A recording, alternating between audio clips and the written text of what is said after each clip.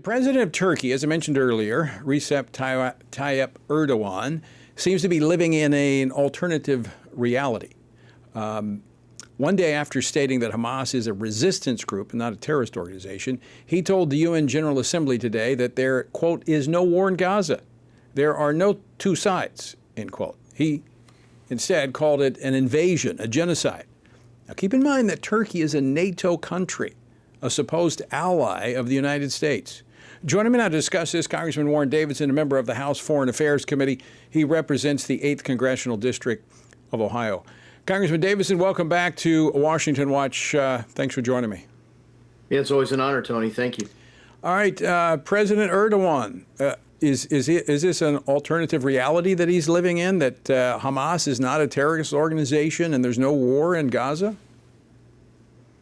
Yeah, he's manufacturing information there.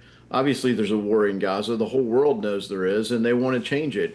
Unfortunately, a lot of countries are deciding to reward Hamas in their 10/7 massacre of Israelis, non-combatants, young people celebrating at a concert, and other horrific actions with the demands that recognize Palestine as a second state.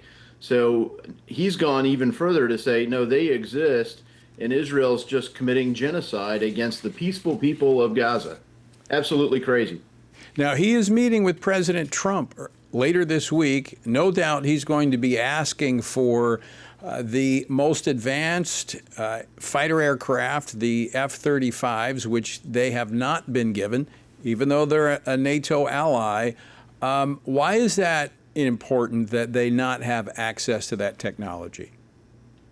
Well, in general, when we do foreign military sales, we do sell some sort of degraded capabilities to what we use for our own military to get a different electronic set. But you get the base airframe and you get a lot of technology. So they've bought a lot of weapon systems from the United States, but they want the most cutting edge things that they can get. They are a part of NATO. They have an incredibly important piece of geography. It would be better to have a great relationship with Turkey than to have a hostile relationship with Turkey. But Erdogan's making it challenging with a lot of his positions. I mean, when you look at that relationship in NATO, that prohibits us from looking into their nuclear capabilities and different things. I mean, I could see Turkey, and as you rightly point out, very critical geographical space that they occupy. But I could clearly see them with the agenda that Erdogan is pursuing, being on the dark side, being on the other side. Well, they're kind of on their own lane. I mean, they don't necessarily want close relationship with Russia either. And so they kind of, in a way, have rejected this bipolar world between the Soviet Union and the United States. They ultimately sided with the United States and became part of NATO, but loosely. And you see that in the post-Cold War era, Turkey's kind of carved their own niche and been somewhat friendly with some of the groups that have caused a lot of disruption in the world.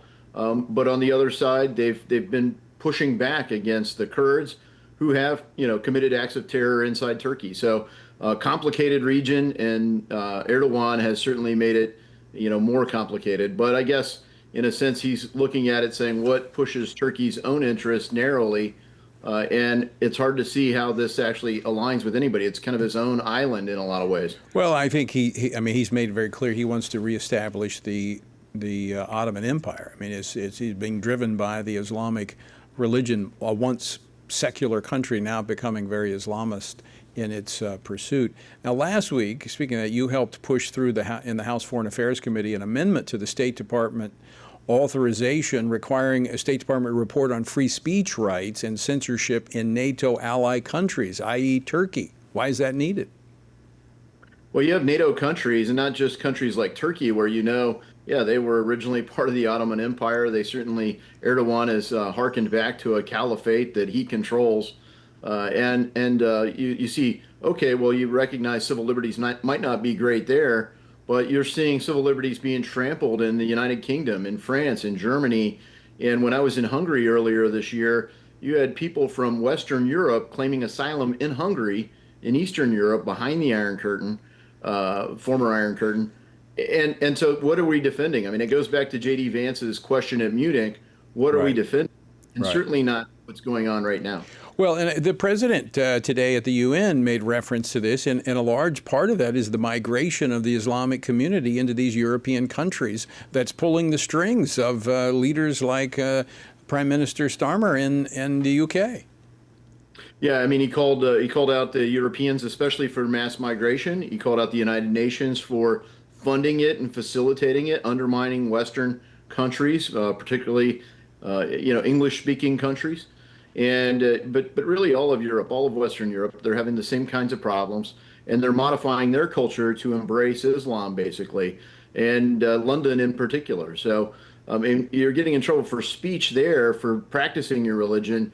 Meanwhile, how dare a Jewish man go near, a no-go zone where there's, Right. 5 calls to prayer for Islam all day. Well, we're going to talk about this later in the program, but the president was very clear on his call at the United Nations, pointing that out. Congressman Davidson, always great to see you. Thanks so much for joining us today. Appreciate your insight. Yeah, thank you, Tony. God bless you and all your listeners and viewers.